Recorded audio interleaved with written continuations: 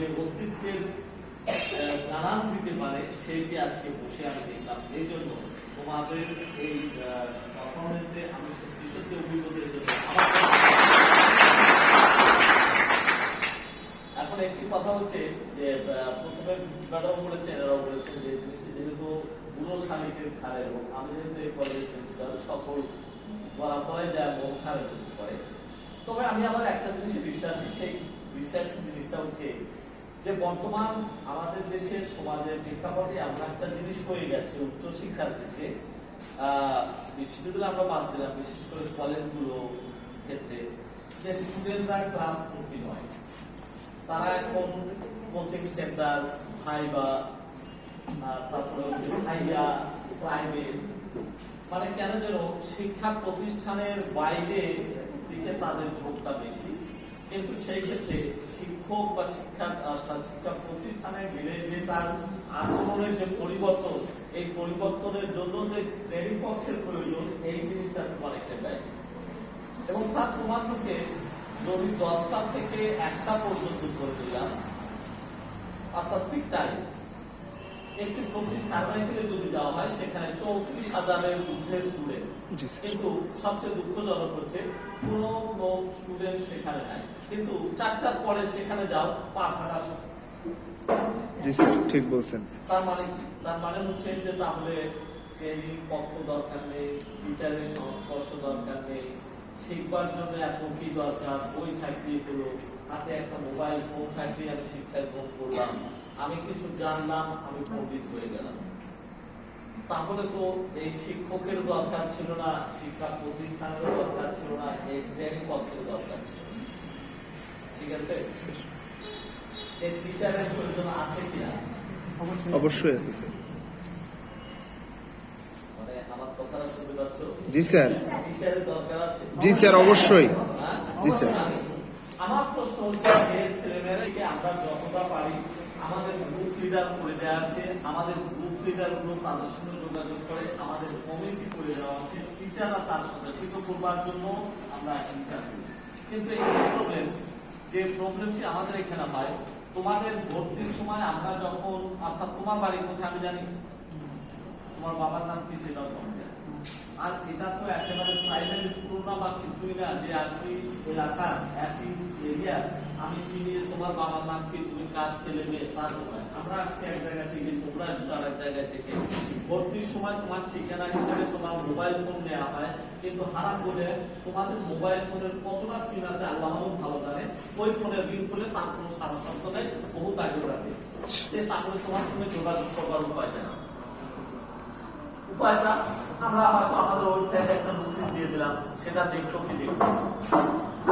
এখন ব্যাপারটা হচ্ছে দ্বিতীয় যে প্রবলেমটি, যে যদি দেখা যায় যে সমস্ত ছেলেমেয়েরা আছে না অনেক রকমের মিডিয়া সৃষ্টি করে ডেকে ঢুকে বা কমিটির বিভিন্ন রকমের মানে যোগাযোগ স্থাপন করে তাকে নিয়ে আসা হয়, সে আসে না। এখন যদি প্রশাসনিক ভাবে বা জাতীয় বিশ্ববিদ্যালয়ের বিধান মতে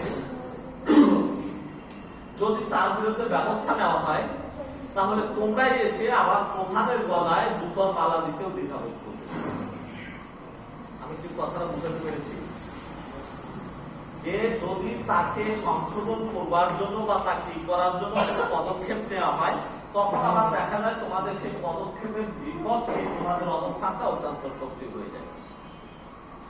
এখন সবারই মান আছে, সম্মান আছে, ইজ্জত আছে, যার প্রেক্ষিতে আমাদের এখানে যদি বলো যে না ক্লাস পায় না, তার কৈফিয়ত আমি দিব, আমার টিচাররা ক্লাস দেয় না, তার দায়ভার আমি নেব, আমার যতটুকু সামর্থ্য সীমাবদ্ধতা আমি সেই ক্ষেত্রে কথা বলছি। কিন্তু কোন স্টুডেন্ট পর্যায়ক্রমে আসছেই না, তাকে আনার জন্য আমরা অনেক রকম পদক্ষেপ নিয়েছি, কিন্তু তারপরে কেন আসে না? আমি ধরে নিয়েছি ধানের পাতান থাকে, যে পাতান সে চলে যাবে, যে ধান সে থাকবে, যে থাকবে সে কিন্তু এখান থেকে শিখে বের হবে। কিন্তু তুমি আসবে না, তোমার জোর করে নিয়ে আসবো, তোমার না নিয়ে আসতে আমার বেটা বিয়ে হবে না, আমি তো এই দায়িত্ব নিয়ে এখানে আসি। আরে যে শিখতেই চায় না, যে আসতেই চায় না, তাকে শিখানোর ক্ষমতা তো আমাদের নেই। তুমি এখানে আসো, আসার পর যদি আমার টিচার, আমার এখানে যারা দায়িত্বে আছে, তারা যদি সেই ক্ষেত্রে তাদের কোনো গাফিলতি হয় তার জবাব দিতে, তার জন্য আমি যে একটু জবাব দিতে প্রস্তুত। এখন তোমাদের সংখ্যা 100, আছো কতজন?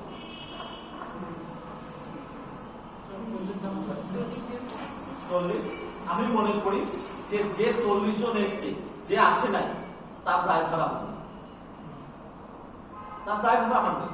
আমার কাছে তুমি আসবাই না, আমি তোমাকে শিখাবো কি করে? আমি তো বাড়ি বাড়ি গিয়ে আমার এই দায়িত্ব তো আমার নাই। কিন্তু তবে যে এসছে আমি মনে করি তার আন্তরিক সদিচ্ছা আছে, তার বাবা মার একটা দায়িত্ব আছে, সে তার সন্তানকে এখানে পাঠিয়েছে। সুতরাং তাদের ক্ষেত্রে তারা কিছু শিখে যাক, তারা অর্জন করুক, সেটা আমি চাই। যেমন তোমার বাবা মা চাই, আমরাও চাই, এবং তুমি সেই ক্ষেত্রে ভালো কিছু অর্জন করো। এবং সেই ক্ষেত্রে বোধ হয় সান্না প্রধান বলেছিল একটি কথা, যে প্রকৃতপক্ষে তোমার হাতন দেখেই যেন বোঝা যায়, তোমার প্রথম দেখেই যেন বোঝা যায় তুমি এখানকার স্টুডেন্ট নয়, কোথাকার, তুমি টিচার্স ট্রেনিং কলেজের স্টুডেন্ট। আমি যতক্ষণ প্রেজেন্টেশন দেখেছি, বেশি দেখতে পারি নাই, তবে তার মধ্যে আমার মনে হয়েছে যে হ্যাঁ, আমার যে আত্মবিশ্বাস, আমি জানি তুমি পারবে এবং তোমরা অবশ্যই। আমি এই মেয়েটার কথা বলতে চাই, আমি এই কথাটা বলে আমার মুসিবত বন্ধুকে বললাম যে অসাধারণ,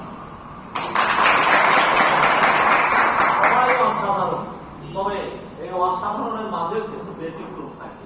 এটা ব্যতিক্রম। যেমন তার প্রেজেন্টেশন টেকনিক বা কৌশল, সে যদি কোনো টিচার হয় তাহলে সে একজন অতি ভালো টিচার হবে। কোথায় পড়াশোনা করে? ওকে, জাস্ট যেহেতু এখানে এসছো, আমি সেই ক্ষেত্রে দুই একটা গাইডলাইন, তুমি বোরকা পড়ো, নো প্রবলেম, পর্দা করো, নো ডাউট। কিন্তু এই যে পর্দার সামনে যে একটা কাপড়, তুমি যদি মুখটা লাগানি দেখাবে ভালো, এই যে মেকআপ এখন তাতে কোনো প্রবলেম নেই, তাতে মুখটাও ঢাকা হয়ে যাবে। তুমি দেখো, তুমি কিন্তু মাঝে মাঝে তোমার এইটা একটু বাতাসে সরে যাচ্ছে, ওইটা ঢাকবার জন্য হাতকে ব্যবহার করছো। অর্থাৎ মানুষের, অর্থাৎ বাচ্চাদের অর্থাৎ একটু কেন যেন ওইখানে একটা নান্দনিকতা তার কিন্তু দেখা। অর্থাৎ তুমি যত সুন্দর বলছো, যত সুন্দর তোমার প্রেজেন্টেশন, মানসিক শক্তি যতটা, এবং মনে হচ্ছে তুমি অনেক অনেক এক্সপার্ট, অভিজ্ঞ, কিন্তু ওই সামান্য একটা জিনিসের জন্য কিন্তু তোমার হয়ে যাচ্ছে। সুতরাং যেদিন তুমি প্রেজেন্টেশনে যাবা বা কোনো কিছুতে যাবা, যদি পারো মুখ খুলবা, তারপরে আমি হাতে তুলে যাবো, ওই ক্ষেত্রে তোমার মানে প্রেশার দিচ্ছে না। তবে যদি সেটা নাই করো, তাহলে অন্তত মাস্ক করো, যাতে করে ওইখানে বারবার জিনিসটা প্রবলেমে না হয়। এখন হয়তো বলতে চাচ্ছ যে মাস্ক করলে হয়তো বা যে কথাটা ওইভাবে যাবে না, হালকা মাস্ক করলাম, অথবা এইটাই করলে দেখবে না অনেকে নাক সহ এইভাবে দেয়, এইটা থাকে না, সামনে যে দিকটা আছে ওইটা থাকে না। এতে করে যে জিনিসটা হচ্ছে যে তোমার যে নান্দনিকতা, সেই ক্ষেত্রে কিন্তু একটু প্রবলেম। এখন যে জিনিসটি, যে বিষয়গুলো ছিল অত্যন্ত কাঠখোট্টা জাতীয়, রসকস নাই, কিন্তু তারপরে এই যে দলবদ্ধ ভাবে বা অর্থাৎ মানুষ যে চেষ্টা করলে একটা জিনিসকে এত সুন্দর ভাবে, যেমন মনে করি যে শিক্ষার সঙ্গে রিলেটেড যা ছিল প্রত্যেকটি জিনিস কিন্তু এখানে চলে এসেছে। জি স্যার। এতে করে তোমাদের কি হলো, এইখানে এসে কথা বলার দক্ষতার সৃষ্টি হলো, প্রেজেন্টেশন কিভাবে করতে হয় সেটা হলো, বোর্ড ব্যবহার কিভাবে করতে হয় সেটি জানা হলো, তারপরে হচ্ছে এতগুলো মানুষের সামনে কথা বলতে গেলে যে সৎ সাহসের দরকার সেটি হলো, তারপরে হচ্ছে যে শুধু কথা বলাটাই না, তারপরে হচ্ছে কতগুলো ইনফরমেশন যেভাবে দিয়ে টিচার ক্লাস নেয় সেইটি হলো। আমি যখন ওখানে বসে দেখছি তখন মনে হচ্ছে যে কি রে, আমি যদি কোনোদিন আমার টিচারও না থাকে তাহলে তো পরসত্তার ব্যবস্থা চালু করে দিতে পারি। পরসত্তার ব্যবস্থা মানে যে আগে ছিল যে টিচার ক্লাস দিত, একজন টিচারের ক্লাস দিত, যদি কোনো কারণে ওই টিচার শ্রেণীতে উপস্থিত না হতো তাহলে সেদিন ওই শ্রেণীর বয়োজ্যেষ্ঠ স্টুডেন্ট ওই টিচারের পরিবর্তে টিচারের দায়িত্ব পালন। এই যে সিস্টেম, স্টুডেন্টের দ্বারা শিক্ষাদানের ব্যবস্থা, তাকে বলা হচ্ছে পরসত্তার ব্যবস্থা। আমি তো আমার টিচার যদি না থাকে, আমি আমার স্টুডেন্টকে যে ক্লাস পরিচালনা করার মতো সামর্থ্য, অ্যাবিলিটি, যোগ্যতা তোমরা সেটা দেখিয়েছো। আমরা আমার সহকর্মীরা এই জিনিসটি আমরা চাই। ওই যে কবিতার ভাষা, বিকশিত পুষ্প থাকে পল্লবী বিলীন, গন্ধ তার মুকুরে। এর মুখটা কেমন আমি দেখলে তোমরা দেখে চোখে যায়, জীবনে তুমি দেখতে পাবো। কিন্তু ব্যাপার হচ্ছে তার যে সুবাস আছে, তার যে ধান আছে, সে কি আর বলার অপেক্ষা রাখে? আমরা সেই কি চাই। প্রত্যেকের প্রেজেন্টেশন সত্যি সত্যি আমি হৃদয়ে ধারণ করেছি এবং আমি সত্যি অভিভূত। এর মানে এই নয় তোমাদের কেবল যাত্রা শুরু, এখানে যদি আবার থেমে যাও, অর্থাৎ এটা হচ্ছে প্র্যাকটিস। যত যাবে তত প্র্যাকটিস করবে, অবশ্যই তোমরা আগামী দিনে। দেখো পিছনে আমাদের দুইজন, তোমরা দুইজন দাঁড়াও। এরা দুজন কিন্তু তোমাদের সিনিয়র ভাই বোন এই কলেজে। এই যে কিছুদিন আগে আমাদের প্রতিযোগিতা হলো না সারা বাংলাদেশে, এরা দুজনই কিন্তু অর্থাৎ একই প্রতিষ্ঠান থেকে দুজন কিন্তু একবারে জাতীয় পর্যায়ে পর্যন্ত, যেখানে আমাদের স্টুডেন্ট সংখ্যা 100, তার মধ্যে থেকে সারা বাংলাদেশের একবারে কেন্দ্রে গিয়ে ফাইট করে আসা। এটা কিন্তু মূলত হচ্ছে যে এই যে তোমাদের যে আন্তরিকতা, এইটি যদি ধরে রাখো তাহলে আমরা মনে করি গ্রহপুরের মধ্যে সবচেয়ে বড় প্রতিষ্ঠান হচ্ছে কারণে, কিন্তু তাদেরও ওভারটেক করে রেখে। কারণ ওই যে এই প্রতিষ্ঠানের একটা বৈশিষ্ট্য আছে যে আমরা চাই যে প্রতিষ্ঠানের সঙ্গে তোমার অর্জন, তোমার জ্ঞানের যেন সমন্বয় থাকে। কাজে ওদেরকে ধন্যবাদ, দর্শক ওদের অনুপ্রেরণা তোমরাও যেন সামনে এগিয়ে যেতে পারো, সেই ধন্যবাদ। অনেকগুলো আরো কথা বলতাম, আমি বলছিলাম তোমরা একটু কথা বলছিলাম, যতজনে দেখেছি তোমরা পারবে, তোমরা আগামীতে এগিয়ে যাবে।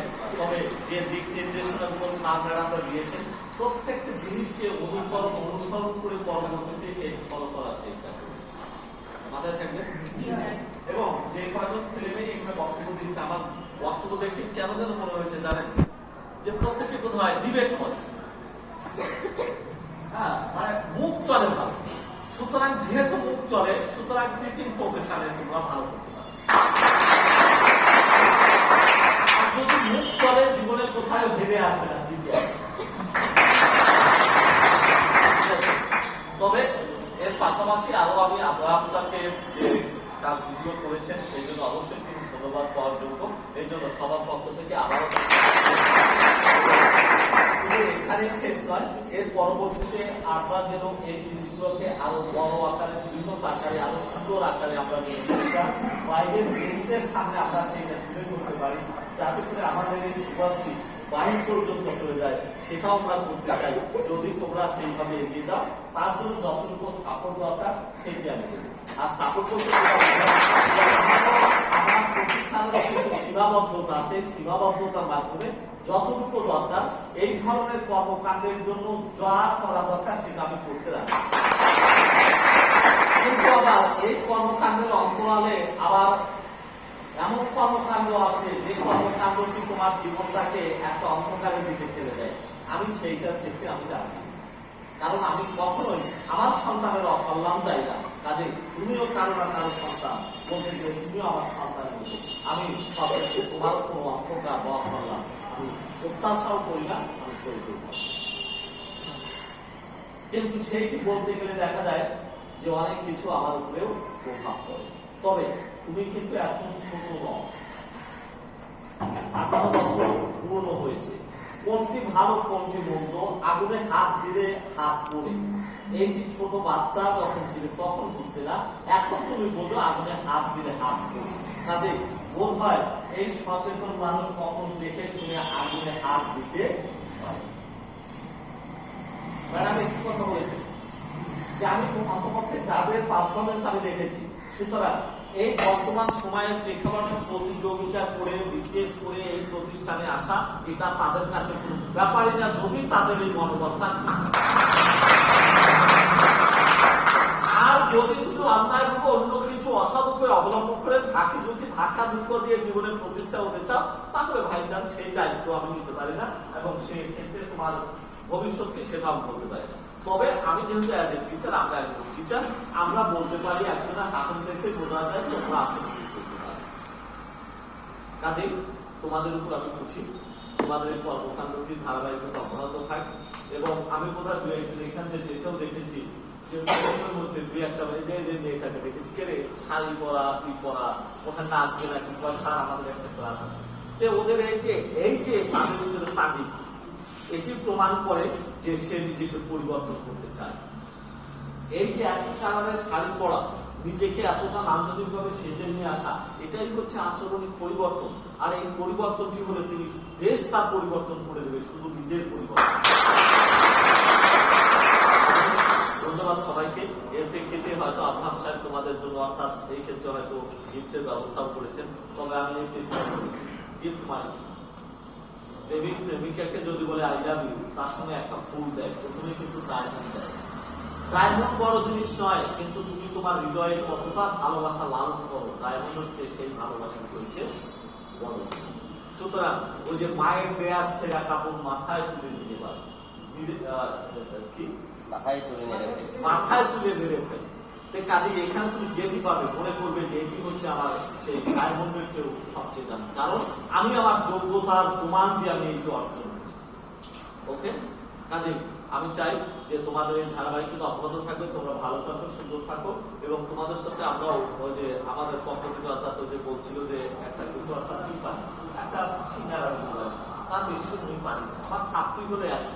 আমি এইটা দিয়ে আমি প্রতিষ্ঠানটা কিভাবে চালাই সেটা আমি জানি উপর আল্লাহ, ঠিক আছে। তবু ব্যাপারটি হচ্ছে ওইটি বড় কথা নয়। বড় লোকের বাড়ি গেলা খাবার দিল কিন্তু ভালো করে কথা বললো না, ওই খাবার পেটে হজম হয় না। আরে আলার দিকটা পার হওয়ার পরে তুমি চাইনিজ খেলে না পান্তা ভাত খাইলে তার কিন্তু যদি তোমার যে আত্মীয় বাড়ি গেলে সেই আত্মীয় বাড়ি খাবার ভালো দিল না কিন্তু তার ব্যবহারটা ভালো, ভালো কোনটা লাগে? ভালো ব্যবহার। ওকে, আমাদের স্বাদ আছে স্বাদ ধরে, তবে যেটা দিচ্ছি তাতে ভালো লাগা ভালোবাসা নিন্দা, সুতরাং সেইটাকে বিজয় দেব।